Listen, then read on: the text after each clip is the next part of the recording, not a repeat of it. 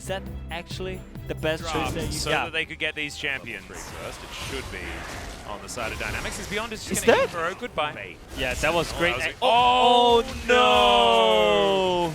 Literally missed everything. And this is what you were talking about. Level 4, not so much better than level 3, but he didn't get killed. So there's that. Right?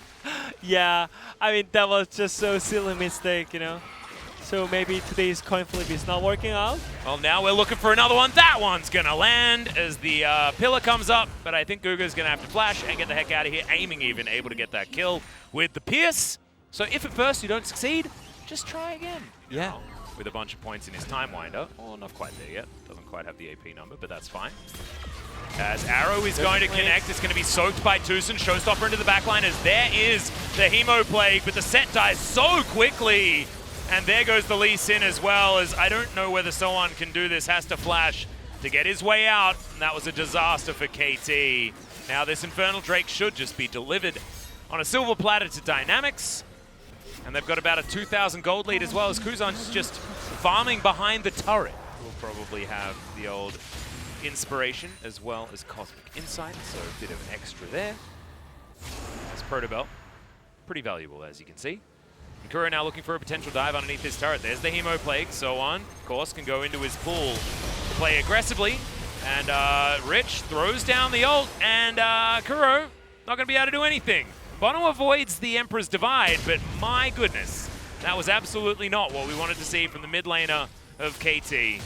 Soan now at about 0 health, does avoid one of the skill shots, but couldn't avoid the auto attack, and now Bono can have to flash. Kuzan flashes after him, and that's a couple of auto attacks. Some laser beams from the staff of the Emperor of Shurima, and it's now 6-1.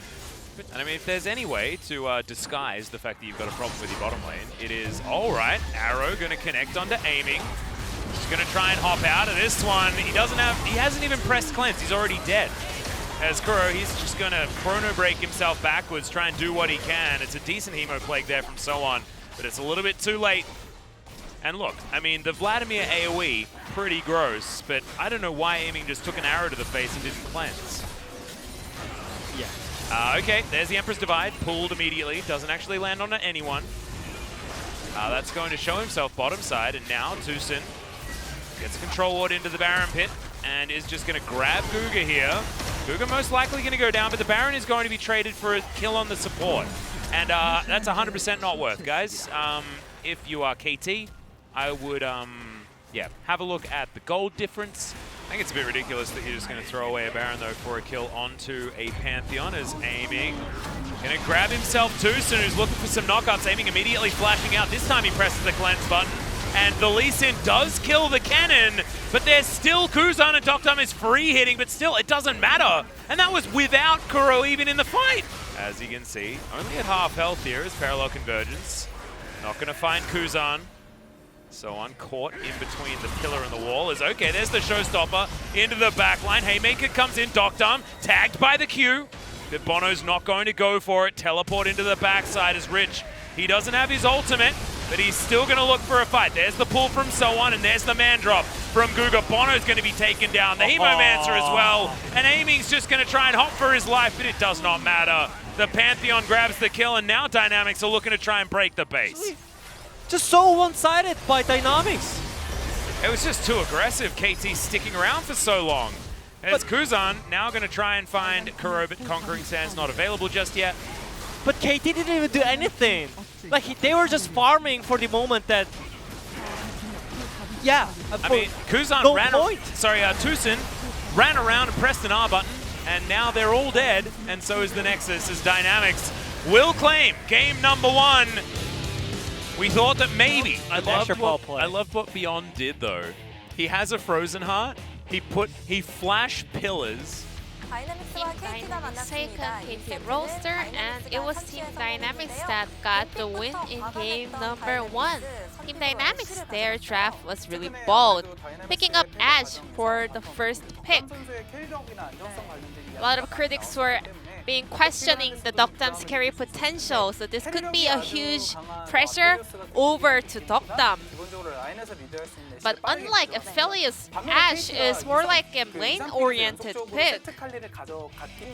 And KT Roaster answered it with Sett and Kalista. They also have a very strong lane priority. However, KT was not able to capitalize on the priority that they were able to get from the bottom lane.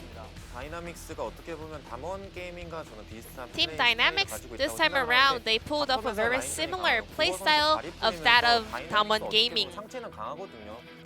Team Dynamics, they have a very strong top side as well, so Google was also able to freely roam around the northern south of the map.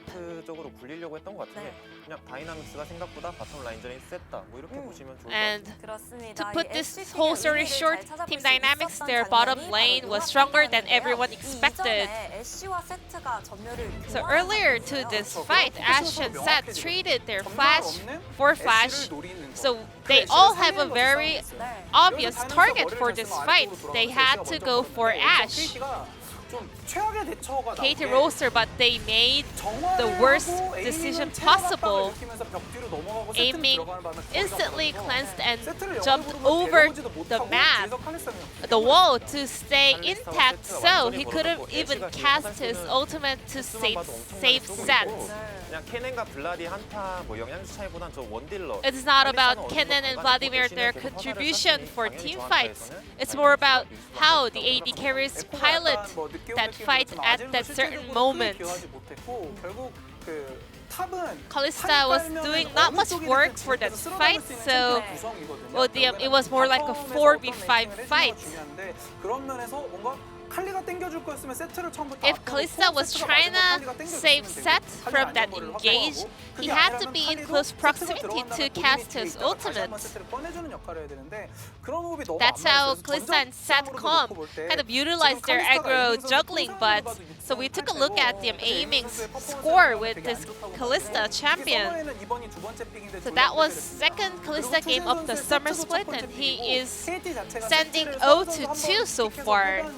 He never got a win yet on this champion, and also Tusin doesn't really have a lot of success on Sett as well. So maybe Team Dynamics, they figured out that it is okay to let Kalista through the hand of KT Roaster.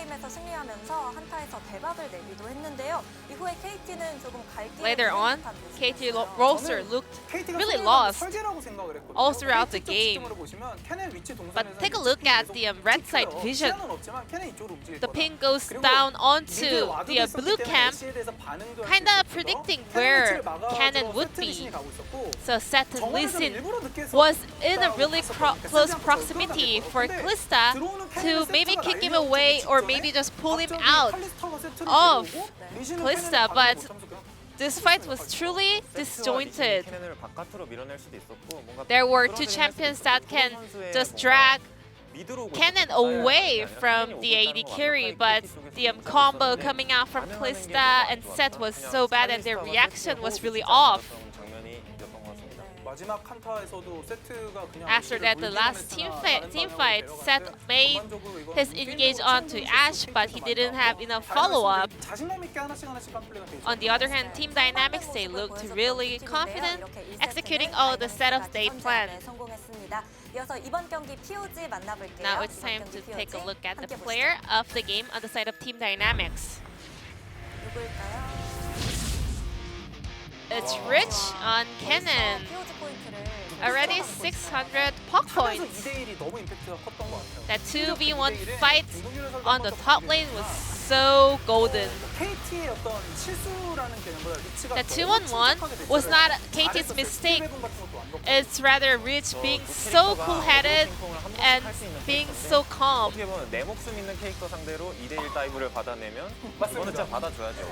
I mean, he did all he can do on this Kennen pick, so he deserved this POG.